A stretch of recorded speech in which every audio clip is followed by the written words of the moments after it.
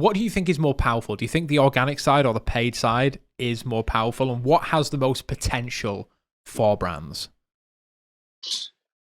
That's a good question. I think it's a bit of a cop out answer, but I think it's a bit of a cop out to say both.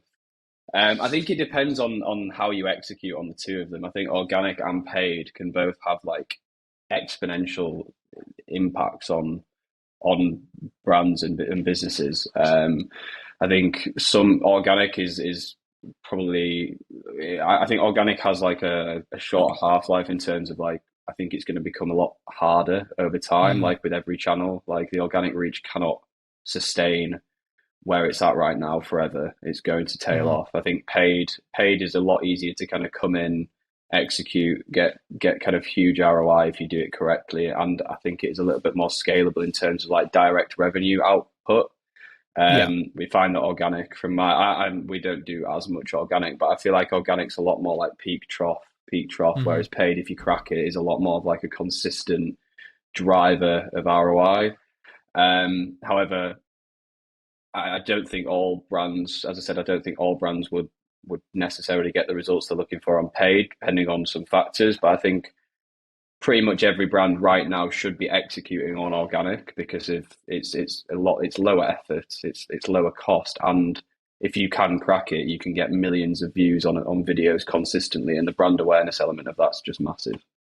Yeah, for sure. Yeah, definitely. And talking about the right brands for TikTok and stuff like that, do you think there's some brands that can work on paid, some brands that can work organic better than others, and what brands are suited for TikTok? Because even though it isn't, anymore just kids dancing on the app, there still is a certain type of person which is using TikTok on a daily basis and consuming it and buying from it just the same as there is on Facebook.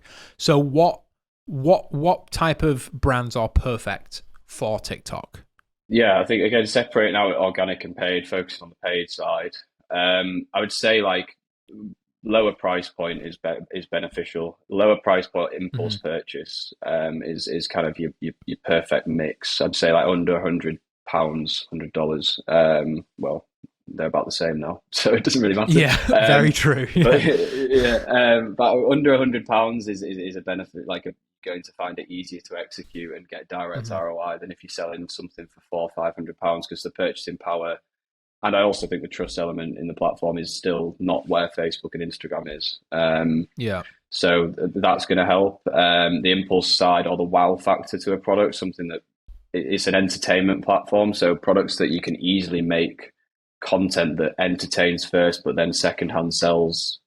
So yeah, like anything that's lends itself to that content type. Again, you're gonna find better success because content is like the gateway to scale. Beyond that, I don't think niche specific is too like, I don't think niche is necessarily a bottleneck. I think like we do things across like apparel, health and wellness, supplements, kind of everything there. It's more kind of price point and what kind of content you can make around the products that I think gives you that leg up. Organic wise, I think, as I said, I think everyone should execute on organic. You see brands like Ryanair, like they're not getting any tangible. They will be getting lift off the platform, but like the brand awareness element of executing organic is just, it's worth the effort, I think, for everyone. Like the top of funnel awareness that'll help all of your other ecosystem improve. I think that side is just a no-brainer regardless of business.